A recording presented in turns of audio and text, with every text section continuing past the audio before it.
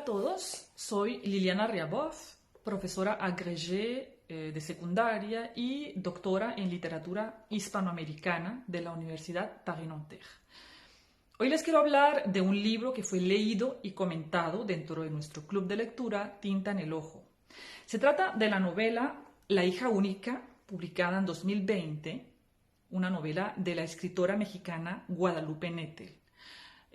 Guadalupe Nettel fue ganadora del premio Narrativa Breve Ribera del Duero en el 2013 y ganadora también del premio Narrativa de Novela en 2014. Esta novela cuenta diferentes historias que giran en torno principalmente al tema de la maternidad. Primero se cuenta la historia de Laura, que es la narradora en primera persona y que atraviesa todo el relato. Es ella la que cuenta la historia, porque es un narrador en primera persona. También se cuenta la historia de su vecina, Doris, y de su hijo que tiene problemas de comportamiento. Y finalmente se cuenta la historia de Alina, la amiga de Laura, quien tiene que lidiar con un bebé que nace con graves problemas de salud. El bebé nace con microlicencefalia. Y se nos cuenta todo el viacrucis que Alina tiene que atravesar desde que queda embarazada hasta los primeros meses de vida de esta pequeña que tiene graves limitaciones físicas y cerebrales. Es quizás esta última historia, la historia de Alina, la que hizo que el libro de Guadalupe Nettel llamara mi atención, porque siendo madre de un niño pequeño y teniendo la experiencia de la maternidad bastante reciente, me di cuenta que vivencias que al inicio me habían parecido dolorosas y hasta traumáticas durante el embarazo y el parto, pues en realidad son bastante comunes cuando uno decide tener un hijo. Es decir que esta novela me sedujo principalmente porque cuenta una realidad y no una ficción. Y eso es lo que reivindica la autora a lo largo de sus entrevistas y incluso en el epígrafe que da inicio a la novela, la autora explica que se trata de una historia que le ocurrió a una amiga suya. Entonces, de antemano ya nos estamos preparando a que se trate de casi que de un testimonio de algo real. Y digamos que esto le ha costado al libro que haya sido calificado por algunos críticos como un libro de superación personal disfrazado de literatura. Si miramos desde un punto de vista estilístico, la prosa del libro es bastante simple, no es para nada pomposa. El libro se lee muy fácil, las 235 páginas se leen de manera fluida y rápida. Las tres historias se entremezclan, la historia de Laura, la historia de Alina y la historia de Doris.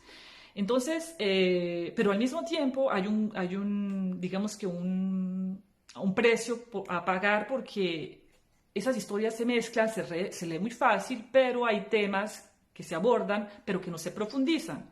Entonces, el lector puede quedar un poco frustrado al ver, por ejemplo, que los feminicidios en México se abordan de manera muy rápida, las violencias conyugales, las pulsiones sexuales, las adicciones, el consumismo, un sinnúmero de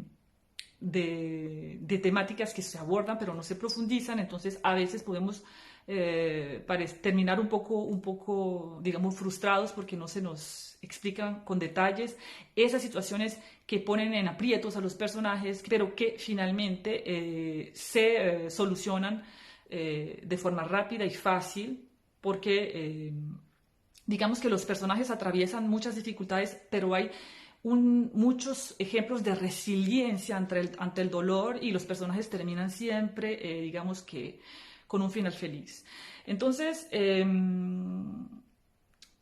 por otro lado, ese contraste de temáticas que se abordan de manera un poco rápida, existe también por parte de la narradora una tendencia a explicarnos de manera casi enciclopédica, por ejemplo, el mecanismo, cómo funcionan algunas enfermedades y también el comportamiento de algunos pájaros, por ejemplo, porque ya desde la portada nos está dando indicaciones que hay una metáfora con un nido de aves y esta historia de la maternidad también que van dialogando a lo largo de la novela. Entonces hay bastantes detalles que se dan acerca por ejemplo, el parasitismo de puesta, que es común en algunas aves. Entonces ahí se nos explica a veces de manera más detallada y eso contrasta con la rapidez con que se abordan otros temas.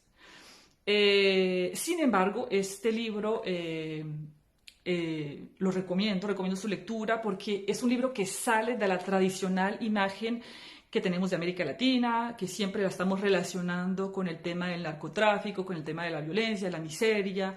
Esta novela sale un poco de esos clichés, entonces vale la pena leerlo por eso y también porque en esta novela los personajes sí tienen una segunda oportunidad y pues de vez en cuando también es bueno